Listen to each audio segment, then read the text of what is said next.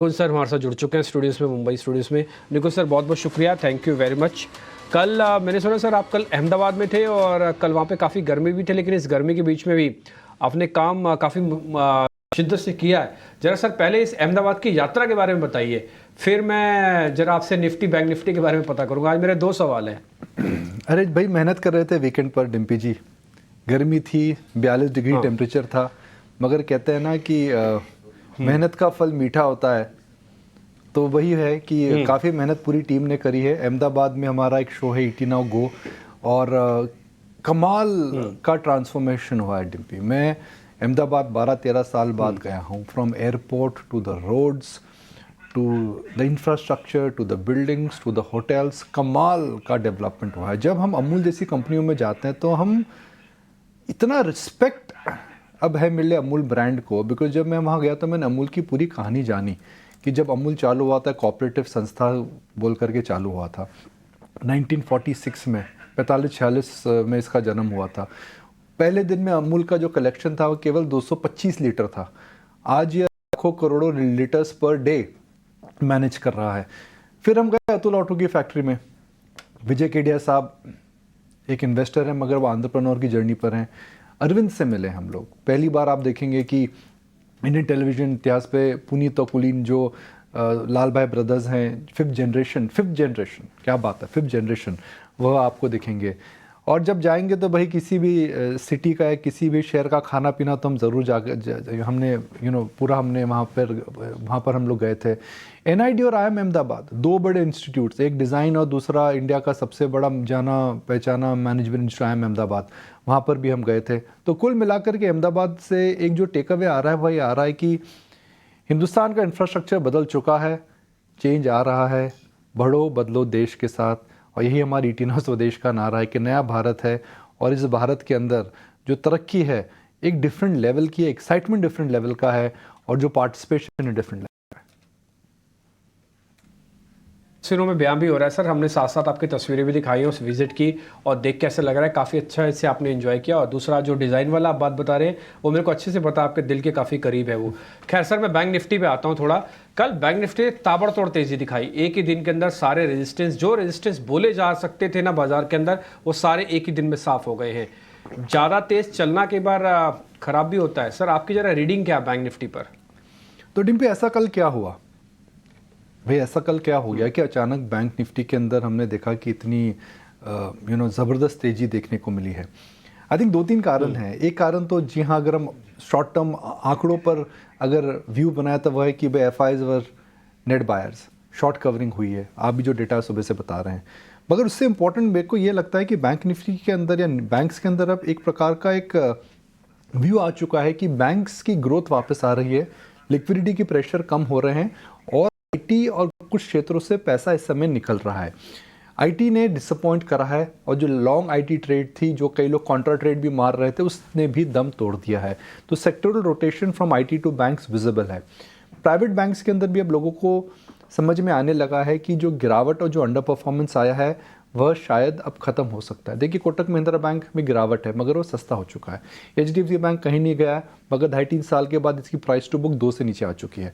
आप अगर axis bank और इंडसइंड बैंक की बात करें और आईसीआईसीआई बैंक की बात करें, उनके नंबर अच्छे थे। स्मॉल एनबीएफसीज के नंबर अच्छे थे, मिड टीयर बैंक्स के नंबर अच्छे थे। मैं सुबह जना बैंक के नंबर्स देख रहा था, क्या कमाल के नंबर आए, हालांकि स्मॉल फाइनेंस बैंक में। उसके ऊपर रिजर्व बैंक ऑफ इंडिया ने यूनिवर्सल बैंक के नए लाइसेंस निकाले, जिसमें कुछ बैंक्स को बेनिफिट होगा जो small bank to universal bank बनना चाहते हैं। तो कुल मिलाकर के जो सेटअप है इस समय काफ़ी इंटरेस्टिंग है बैंक्स को लेकर के। दूसरा मेरा ये मानना है डिम्पी, हम मे की सीजनैलिटी की बात करें तो मे की सीजनैलिटी में large cap stocks out perform करते हैं। 7 में से 10 महीनों में मई का महीना जो है वो पॉजिटिव रहा है। तो कुल मिलाकर ये सीजनैलिटी का इफेक्ट है। इलेक्शन से पहले मुझे बड़ी मंदी नहीं लगती है। तो मार्केट में इस समय अगर हम नियर टर्म की बात करें, नियर टर्म मतलब 3-4-5 हफ्तों की बात अगर आप करें, इलेक्शन से पहले तक की बात करें, तो मार्केट के अंदर मुझे लंबी गिरावट नहीं लगती है। गिरावट का कारण हो सकता है ग्लोबल हो, जो हमें आज नहीं पता है। पर निकुंज साहब, एक सवाल नतीजों को लेकर भी है, क्योंकि हम देख रहे हैं कि टाटा ग्रुप ऑफ कंपनीज के बारे में आपसे जानना चाहेंगे, क्योंकि आप सभी कंपनीज को क्लोजली ट्रैक करते हैं। एक तरफ ट्रेंड, अच्छे नतीजे एक बार फिर कंपनी ने पेश किए और कई सारे ब्रोकरेजेस ने अपग्रेड भी किया। उसकी क्या एनालिसिस है, जिस तरीके का रनअप हमने ट्रेंड में ऑलरेडी देखा है? और साथ ही टाटा केमिकल्स, यहाँ पे निराशा हाथ लगी है, क्योंकि केमिकल्स में थोड़ा फिर से पॉजिटिव मोमेंटम आ रहा था, पर टाटा केमिकल्स के फिलहाल के नतीजे तो इतने शानदार नहीं लग रहे। पर क्या सर ये माने कि जिस तरीके से चाइना रीओपनिंग हो रही है तो वर्स्ट इज ओवर? देखिए 1990s में HUL ने जो करा, 2000 डेकेड में टाइटन ने जो करा, 2010 टू 2000 की डेकेड में डीमार्ट ने जो करा, 2020 से 2030 की डेकेड में ट्रेंड वो करने वाला है। ट्रेंड के नतीजे शानदार हैं। ट्रेंड एक हाई ग्रोथ मोड में आ चुका है। ट्रेंड ने जिस प्रकार का स्टोर एक्सपेंशन वर्क कर रहा है अक्रॉस फॉर्मेट, भले ही वो उसके वेस्ट साइड हो, भले ही फिर उसके ज़ूडियो हो, उसको एक प्रकार की नब्स जिसे हम कहते हैं वह मार्केट की और कंज्यूमर की समझ में आ गई है। बिना बैलेंस शीट को डैमेज करे ट्रेंड एक्सपैंड कर रहा है, ग्रोसरी के अंदर है, और फैशन रिटेल जहाँ पर हाई मार्जिन है वहाँ उसने एक प्रकार का डोमिनेंट मार्केट शेयर क्रिएट कर लिया है। अगर आप दूसरे फैशन रिटेलर्स की आप देखें तो वह दम तोड़ रहे हैं। शॉपर स्टॉप के नंबर अच्छे नहीं थे। आदित्य बिरला फैशन रिस्ट्रक्चरिंग की बात कर रहे हैं, मगर उनके अंदर अभी भी बहुत सारा डेट है। डीमार्ट के अंदर स्लो डाउन आ चुका है, हालांकि ग्रोसरी है मगर उनके अपैरल बिजनेस में स्लो डाउन आ चुका है। तो ट्रेंड इस समय एक ऐसे कागज पर खड़ा है where they've got the business model right. Covid के बाद ट्रेंड के अंदर अगर हम देखें, ये हकीकत है साहब, ये गलत नहीं डेटा है। प्रोड्यूसर साहब दिखाएं 2020 मई, अप्रैल मई जून, एक कोई भी समय 2020 का ले लीजिए, उसमें ट्रेंड का ग्राफिक देखते हैं जी। खुल जा सिमसिम, डिम्पी जी देखो जी, 1400 का शेयर जी 4400 हो गया और नीचे में 600 गिरा था। अभिषेक भी देख रहा है यार क्या हो गया यार। ये तो पता ही नहीं लगा। तो ऐसे ही होता है जी, मार्केट के अंदर ऐसे ही होता है कि कई बार ऐसी कंपनियां होती हैं जिनके हम बारे में बात नहीं करते हैं। ट्रेंड की मार्केट कैप 1 लाख करोड़ के ऊपर है। अब आप उल्टी तरफ देखें, टाटा केमिकल को देखें। अब टाटा केमिकल में क्या हुआ है जी, टाटा ग्रुप ने जो रिस्ट्रक्चरिंग करी है उसके अंदर इनके अंदर था पहले सॉल्ट का बिजनेस, इनके अंदर था दालों का बिजनेस, तो वो तो टाटा कंज्यूमर में जा चुका है। अब इनके अंदर बचता है केवल कमोडिटी का बिजनेस, सोडा ऐश का बिजनेस बोलते हैं, और इनके पास और केमिकल रिलेटेड बिजनेसेस है। वहाँ पर साइकिल की मार है।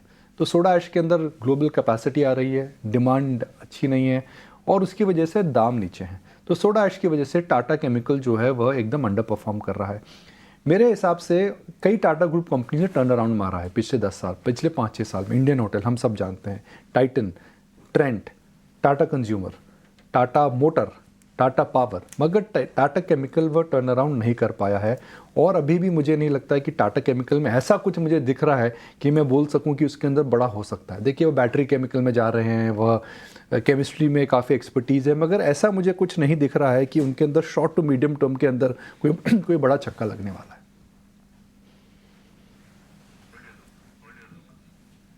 तो ये कुछ स्टॉक्स के बारे में। निकुंज सर गुड मॉर्निंग। आप मेंशन भी कर रहे थे जना स्मॉल फाइनेंस बैंक को लेकर, नतीजे वहाँ पर बहुत अच्छे आए हैं।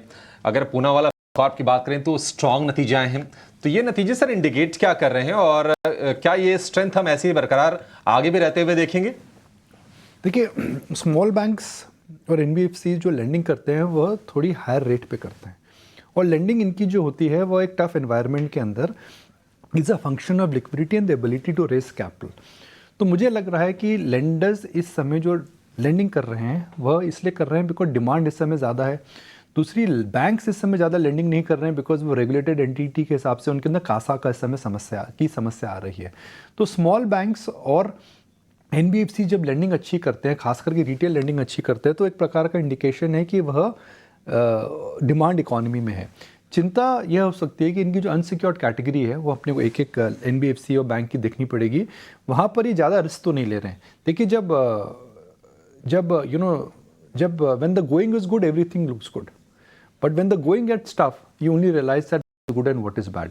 तो NBFCs को लेकर के अभी कोई समस्या नहीं लग रही है, मगर आने वाले 2-3 क्वार्टर में देखना पड़ेगा कि यह ज़्यादा रिस्क तो नहीं ले रहे हैं और अपनी अनसिक्योर्ड लोन को लेकर के इनकी क्या राय बन रही है।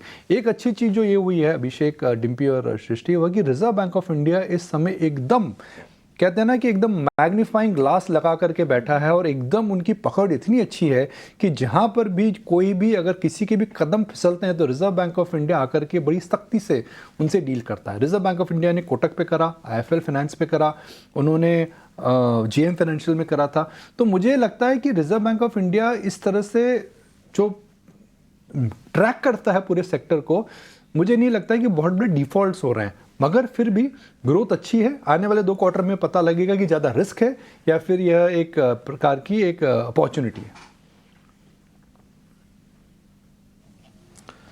ठीक है, ये तमाम स्टॉक्स आपके लिए बिल्कुल बारीकी से अध्ययन, उनकी एनालिसिस। सर बहुत शुक्रिया, थैंक यू सो मच समय देने के लिए, हमारे साथ जुड़ने के लिए और ये तमाम स्टॉक्स पर चर्चा करने के लिए।